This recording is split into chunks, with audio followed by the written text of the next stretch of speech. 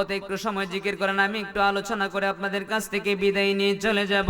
ইসমে জাতে আল্লাহ আল্লাহ আল্লাহ আল্লাহ আল্লাহ আল্লাহ আল্লাহ আল্লাহ আল্লাহ। মারহাবা মারহাবা।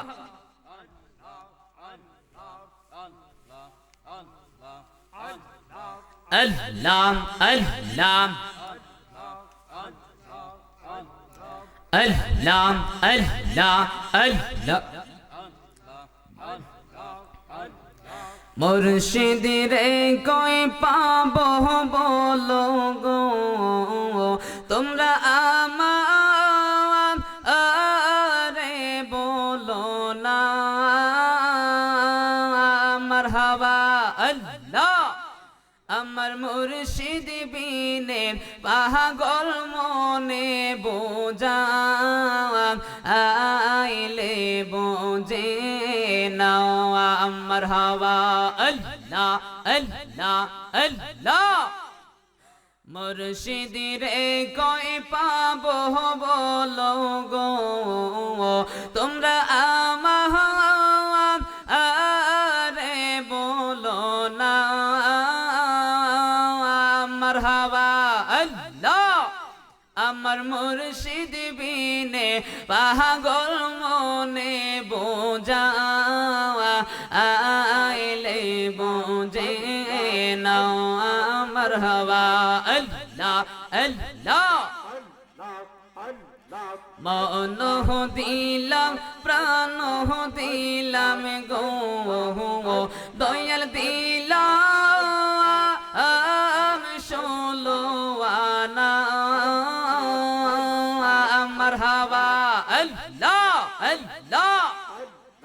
মন দিলাম প্রাণ দিলাম গো দয়াল দিলাম ষোলো আনা। মারহাবা আল্লাহ। আমি সব দিয়া তোর মন পাইলাম না আর কি আসে জানা। মারহাবা আল্লাহ আল্লাহ আল্লাহ। মুর্শিদিরে কই পাবো বলো গো তোমরা আমারে বলো না। মারহাবা আল্লাহ আল্লাহ। আমার মুর্শিদ বিনে পাগল মনে বোঝা আইলে বোঝে না। মারহাবা আল্লাহ আল্লাহ। আমার মুর্শিদ বিনে পাগল মনে বোঝা আইলে বোঝে না। মারহাবা আল্লাহ আল্লাহ। শাদে শাদে টেকসি পান্দে গো মুর্শিদ দিলাম ষোলো আনা। মারহাবা আল্লাহ। আমি সব দিয়া তোর মন পাইলাম না আর কি আসে জানা। মারহাবা আল্লাহ আল্লাহ আল্লাহ। কে ইহা গুনজান লাইলো বন্দে গো আগুন নিবাম আইলে নিবে না। মারহাবা আল্লাহ আল্লাহ। কে ইহা গুনজান লাইলো আজিজি গো আগুন নিবাম আইলে নিবে না। মারহাবা আল্লাহ। জলে ডালিলে দিহি গনবারে ও পান আই কি বলো না মারহাবা আল্লাহ আল্লাহ মুর্শিদি রে কই পাবো বলো গো তোমরা আমার আরে বলো না মারহাবা আল্লাহ আমার মুর্শিদ বিনে পাগল মনে বোঝা আইলে বোঝে না মারহাবা আল্লাহ আল্লাহ আল্লাহ আল্লাহ আল্লাহ আল্লাহ আল্লাহ আল্লাহ মারহাবা তোমরা কি যাইবা আমার অন্তর ফুইরা কালা তোমরা কি যাইবা আমার অন্তর ফুইরা কালা আমি জানি গো মুর্শিদ প্রেমে আসে কত জালা মারহাবা আল্লাহ আল্লাহ আমি বুঝি গো মুর্শিদ প্রেমে আসে কত জালা মারহাবা আল্লাহ আল্লাহ এই জগতে প্রেম করিয়া কে রহিয়াছে ওয়ালা হায় রে এই জগতে প্রেম করিয়া কে রহিয়াছে ওয়ালা ওপরে ওপর দেখতে ভালো ভিতর ফুইরা কয়লা ওপর ওপর দেখতে ভালো ভিতর ফুইরা কয়লা আমি জানি গো মুর্শিদ প্রেমে আসে কত জালা মারহাবা আল্লাহ আল্লাহ আল্লাহ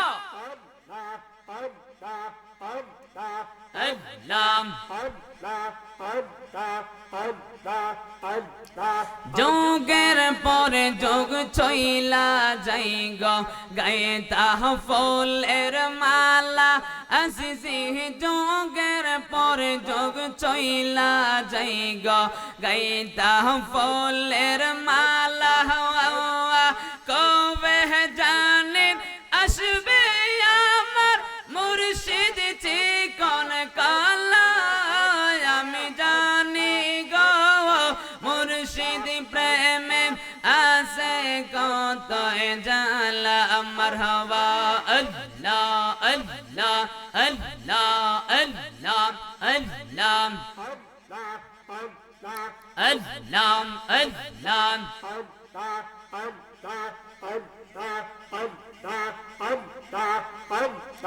لا إله إلا الله محمد رسول الله صلى الله تعالى عليه وسلم আমরা কুশিনা বেজার আর জোরে বলেন কুশিনা বেজার বিসমিল্লাহির রহমানির রহিম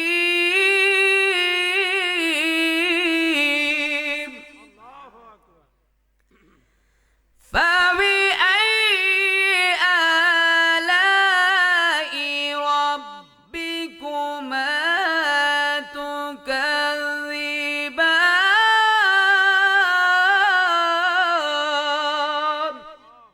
ঘোষণাকার আর জোরে বলেন ঘোষণাকার আল্লাহ আল্লাহ কি বলে জানেন হে আমার বান্দারা তোমরা আমি আল্লাহর কোন কোন নিয়ামতকে অস্বীকার করবে জোরে বলেন না সুবহানাল্লাহ ও আল্লাহ আমরা তোমার গুনাহগার বান্দা আমরা তোমার কোন নিয়ামতকে তোমার কোন নিয়ামতের শুকরিয়া আদায় করে আমরা শেষ করতে পারবো না কোন নিয়ামতকে আমরা অস্বীকার করতে পারবো না সাধারণ একটা আঙ্গুলের এটা শুকরিয়া আদায় করে শেষ করতে পারবো বলেন সম্ভব না যদি একটা আঙ্গুলে ব্যথা পায় পুরাটা দেহের মধ্যে ব্যথা জর্জরিত কথা বলেন ঠিক না বেটি এই জন্য বাবাজিরা আমার আমি আলোচনায় চলে যাব রাত্র অনেক হয়ে গেছে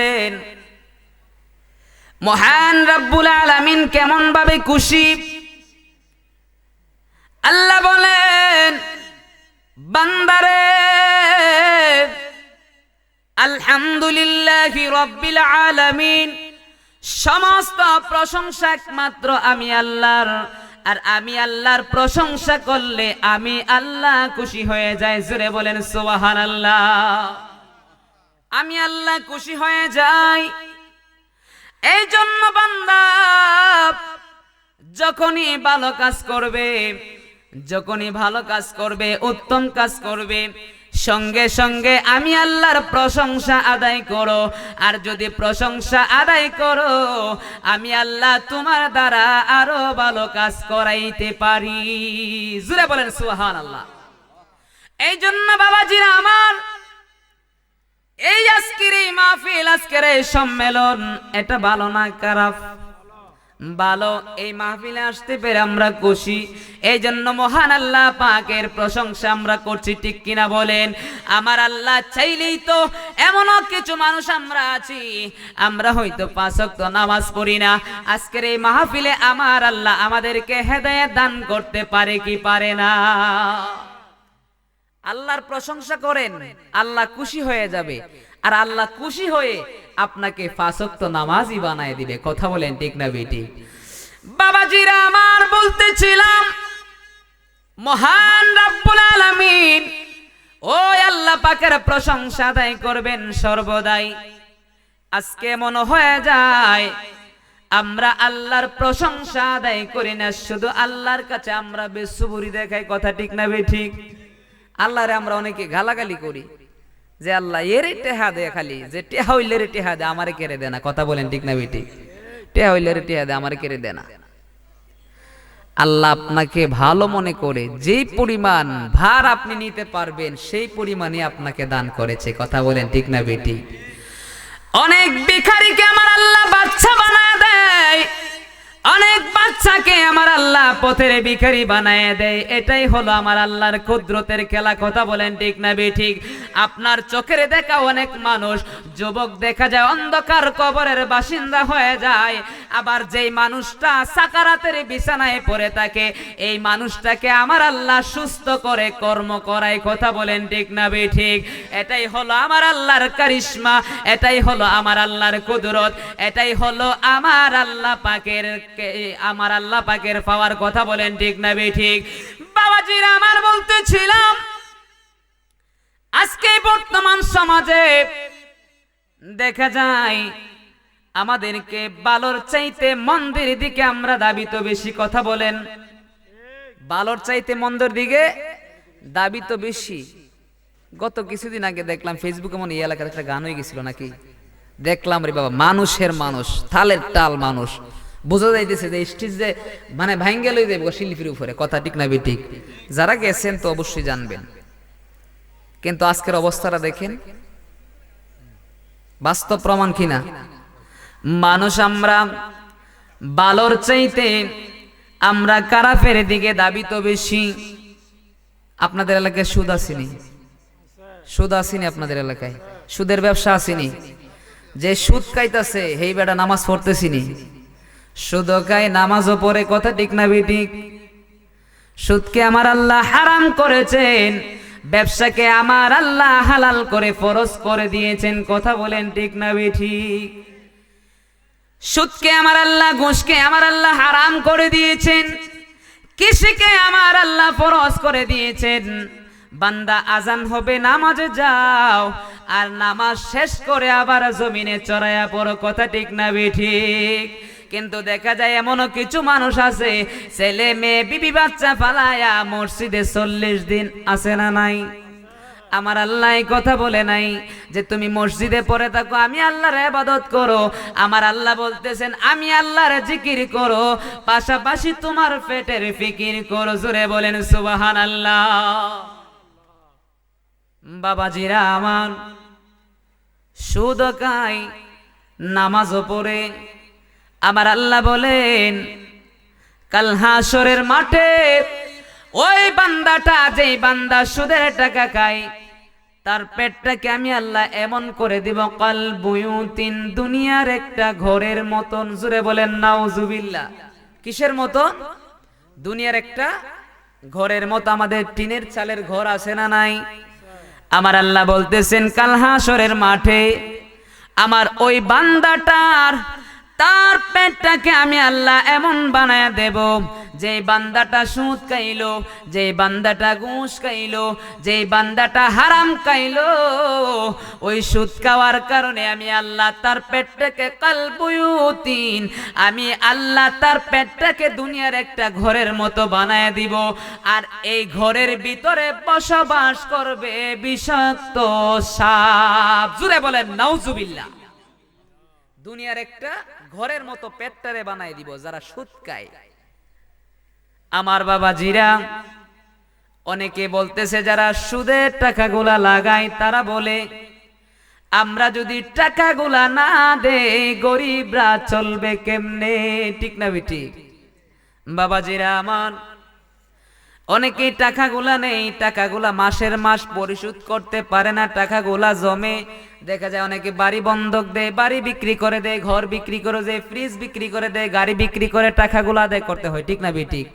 আমি বলতে যাই যারা সুদের ব্যবসা করে তাদের দ্বারা উপকার তো দূরের কথা, তাদের দ্বারা আরো সমাজের মানুষ গরিব দাবিত হচ্ছে। কথা ঠিক না বেঠিক? সুদকে আমার আল্লাহ হারাম করে দিয়েছেন।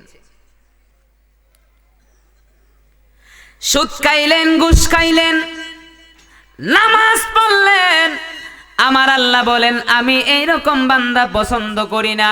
আমি এইরকম বান্দা পছন্দ করি যে বান্দা কষ্ট করে হালাল খানা খায়, অল্প ঘুমায়। আমার সেই বান্দাটা আমার কাছে সবচাইতে প্রিয়। জুড়ে বলেন সুবহানাল্লাহ। বাবাজিরা আমার, আমি বলতে চাই আমরা এমন এক জামানায় এসেছি যে জামানাটা হলো আখিরি জামানা। যদিও জামানাটা খারাপ, কিন্তু এই জামানার নবী হলেন রহমাতুল লিল আলামিন। ঠিক কি না বলেন? যদিও জামানাটা খারাপ, আখিরি জামানা, এই জামানায় ভালোর চাইতে খারাপের দিকে মানুষ ধাবিত হবে বেশি। কিন্তু এই জামানার মানুষগুলা, এই জামানার আল্লাহর বান্দাগুলা ইবাদত করবে কম, তাদের আমল নামায় আমার আল্লাহ সওয়াব লিখে দিবে বেশি। জোরে বলেন সুবহানাল্লাহ। এই জামানার মানুষগুলা আমল করবে কম, কিন্তু তাদের আমলে সওয়াব বেশি। আমাদের জন্য কিছু স্পেশাল রাত আছে না নাই? লাইলাতুল কদর, লাইলাতুল বরাত, লাইলাতুল মেরাজ আছে না নাই? এক রাত্র ইবাদত বন্দেগী করলে 1000 মাসের চাইতে উত্তম বেশি সওয়াব। কথা বলেন ঠিক না বেঠিক? এই জন্য বাবাজিরা আমরা হলাম এমন এক জামানার উম্মত, এমন একজন নবী আমরা পেয়েছি যেই নবী রহমাতুল লিল আলামিন। নবী রাস্তা দিয়ে হাইটা যায়, আর সেই রাস্তার ঘাসগুলা নবীকে ছায়া দিতে থাকে সেজদা দিয়ে দিয়ে। জুড়ে বলেন সুবহানাল্লাহ। এমন এক জামানায় আমরা এসেছি যে জামানায় আমরা গুনাহ করব বেশি, কিন্তু এই জামানায় আমার আল্লাহ কি বলতেছেন? আমার বন্ধু নবী, আখিরি নবী, যিনাকে আমি রহমাতুল লিল আলামিন বানায়া দুনিয়ার জমিনে পাঠায়া দিলাম, এই নবীর শানে আমার বান্দারা যদি দুরূদ শরীফ পাঠ করে, আমি আল্লাহ খুশি হইয়া আমার বান্দাকে আমি জান্নাতবাসী বানায়া দেই। সুবহানাল্লাহ। এমন এক জামানায় আমরা এসেছি যে নবী রাস্তা দিয়ে হাঁটা যায়, বনের পশুরা আমার নবীকে সালাম জানায়। ঠিক না বেঠিক? আল্লাহর হাবিব সাল্লাল্লাহু আলাইহি ওয়াসাল্লাম একদিন মক্কা নগরে রাস্তা দিয়ে হাঁটা যায়, ইহুদির বাড়ির পাশে দিয়ে আল্লাহ নবী রাস্তা দিয়ে হাঁটা যায়। ইহুদি অনেকগুলা উটের মালিক ছিল। আরবের জাহাজ বলা হয় উটকে। আরবের জাহাজ বলা হয় কি? কাকে বলা হয়? উটগুলাকে আরবের জাহাজ বলা হয়। ইহুদি ছিলেন অনেকগুলা উটের মালিক। ইহুদি অনেক উট পালতো।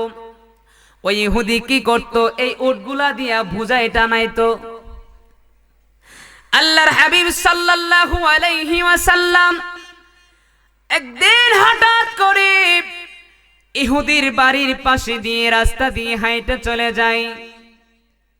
হঠাৎ করে দেখা যায় ইহুদির বাড়ির পাশে একটা উটনি বাঁধা রয়েছে। যেই মাত্র রাস্তা দিয়ে হাঁটে যায়, ওই উট আমার নবী রাহমাতুল লিল আলামিনকে দেখে সালাম দিয়ে দিল। সুবহানাল্লাহ।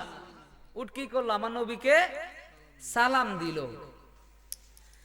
আল্লাহর হাবিব সাল্লাল্লাহু আলাইহি ওয়াসাল্লাম সালামের জবাব দিলেন।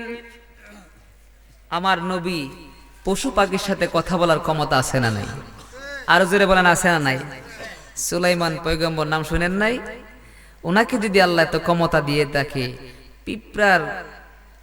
পিঁপড়ার মনের কি বাসনা যদি সেই নবী সুলাইমান বুঝতে পারে, আর যিনি রহমাতুল লিল আলামিন, যার উসিলায় আল্লাহ কুল কায়নাত সৃষ্টি করেছেন, উনি কি পশু পাখির ভাষা বুঝতে পারবেন কি পারবেন না?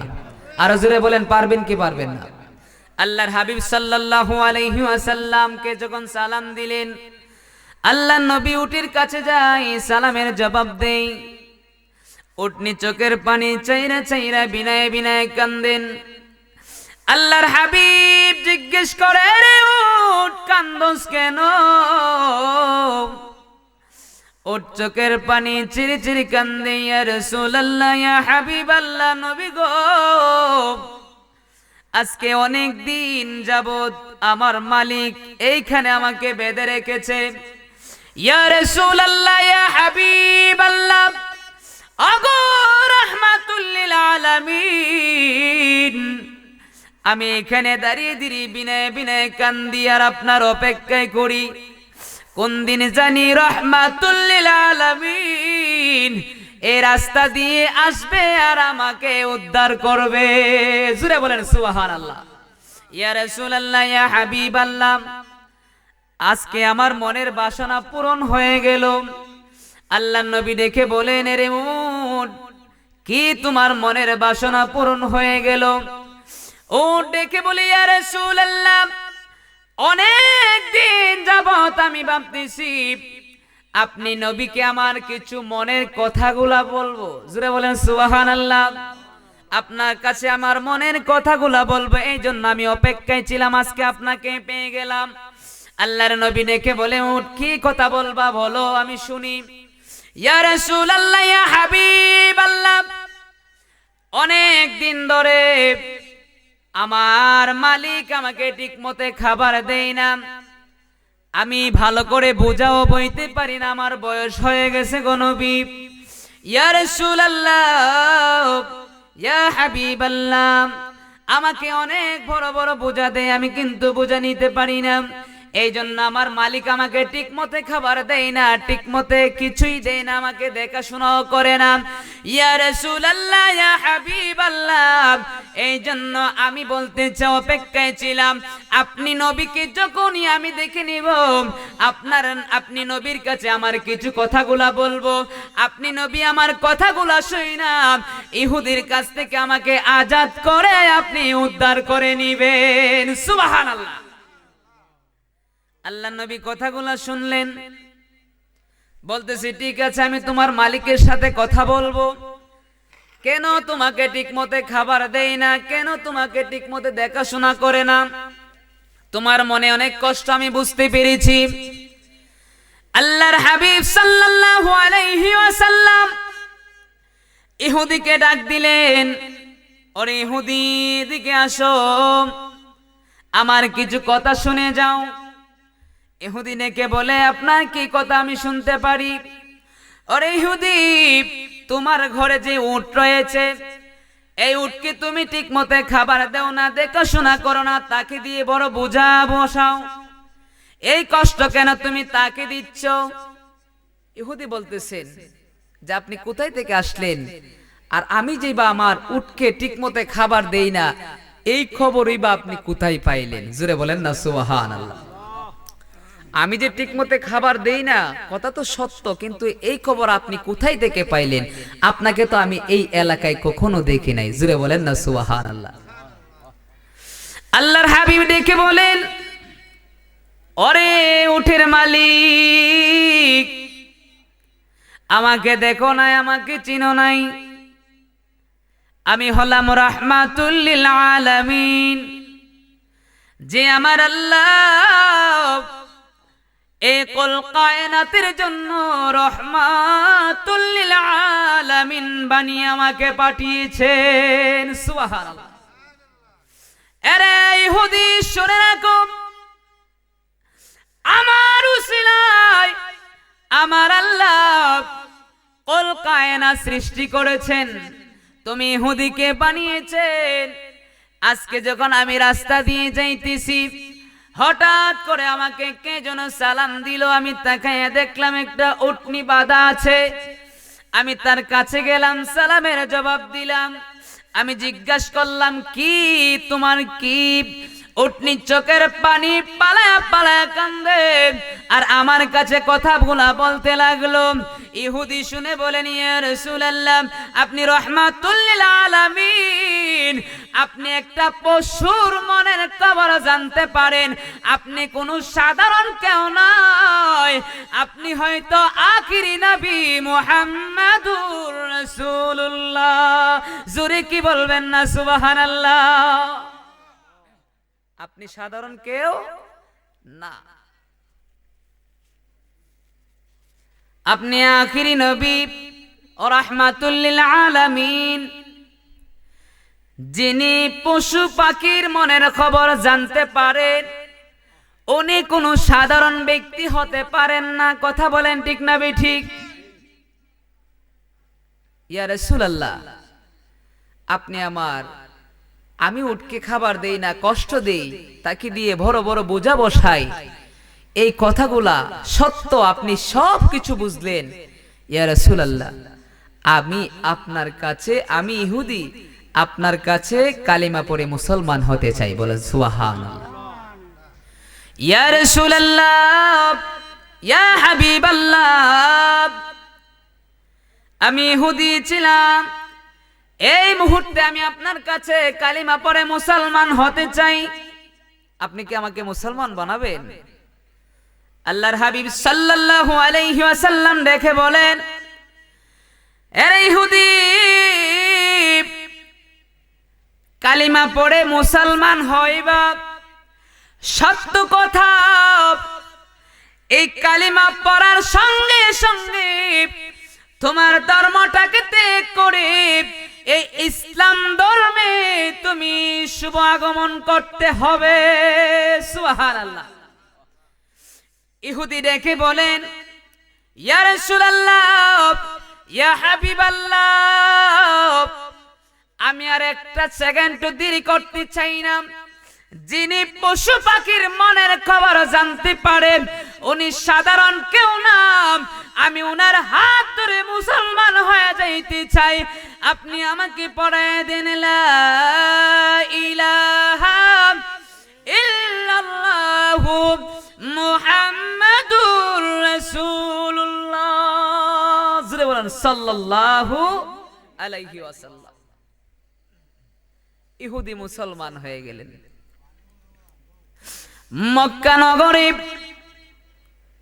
আল্লাহর হাবিব সাল্লাল্লাহু আলাইহি ওয়াসাল্লাম যখন চলাফেরা করেন, কাফের বেঈমানেরা, ইহুদিরা আমার নবী ও রাহমাতুল লিল আলামিন, সেই মায়ের নবীকে ইহুদিরা পাথর মারে, ঢিলা মারে। কথা ঠিক না ঠিক?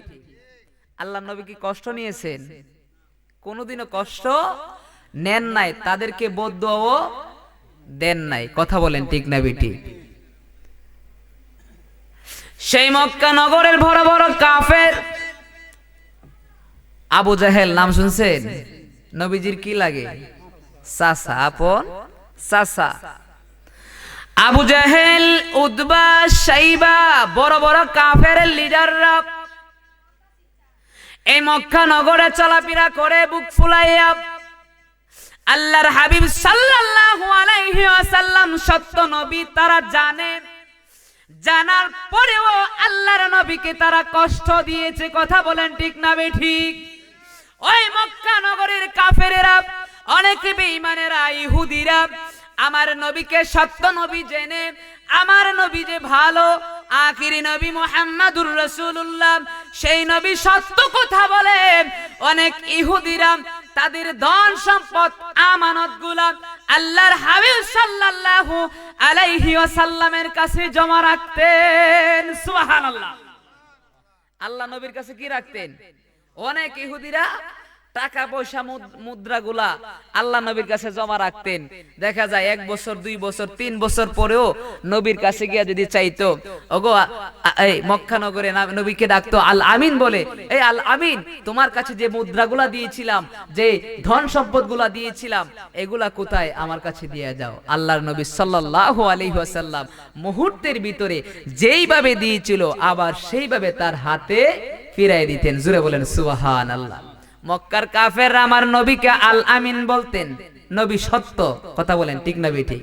নবী সত্য কথা বলতেন, আমার নবীকে আল আমিন বলে ডাকতেন। সে সত্য কথা বলে। মক্কা নগরে যদি তারা মারামারি করে, তারা যদি ঝগড়া ফাসাদ করে, আল্লাহর হাবিব সাল্লাল্লাহু আলাইহি ওয়াসাল্লাম সঙ্গে সঙ্গে আয়েশা তাদের ঝগড়াগুলা মিটায়ে দিতেন। জোরে বলেন সুবহানাল্লাহ। যদিও সে ভিন্ন ধর্মের কাফের ইহুদি, যদিও সে বেঈমান, কিন্তু আল্লাহর নবী সাল্লাল্লাহু আলাইহি ওয়াসাল্লাম,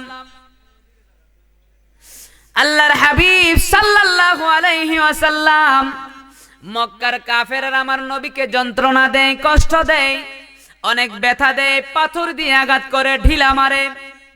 আল্লাহর নবী সাল্লাল্লাহু আলাইহি ওয়াসাল্লাম একদিন কি করলেন? মক্কা নগর ছেড়ে দিয়ে আল্লাহর হাবিব সাল্লাল্লাহু আলাইহি ওয়াসাল্লাম মদিনাতুল মুনাওয়ারায় গিয়ে তাশরীফ নেয়। জোরে বলেন সুবহানাল্লাহ। নবীজি মক্কা নগর ছেড়ে দিয়ে মদিনায় চলে যায়। মদিনায় চলে যাওয়ার পরে ইহুদি কাফেররা এখন মারামারি করে, তাদের ঝগড়ার কেউ ভাঙায় না। জোরে বলেন না সুবহানাল্লাহ।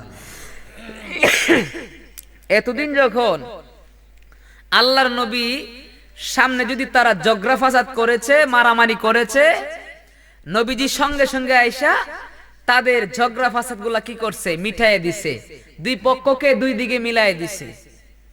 কিন্তু এখন যখন আল্লাহর হাবিব সাল্লাল্লাহু আলাইহি ওয়াসাল্লাম মক্কা নগর ছেড়ে দিয়ে মদিনায় চলে গেলেন, এখন তারা ঝগড়া ফাসাদ করে, তাদের ঝগড়ার কেউ ভাঙায় দেয় না, মিটায়ে দেয় না। জোরে বলেন না সুবহানাল্লাহ।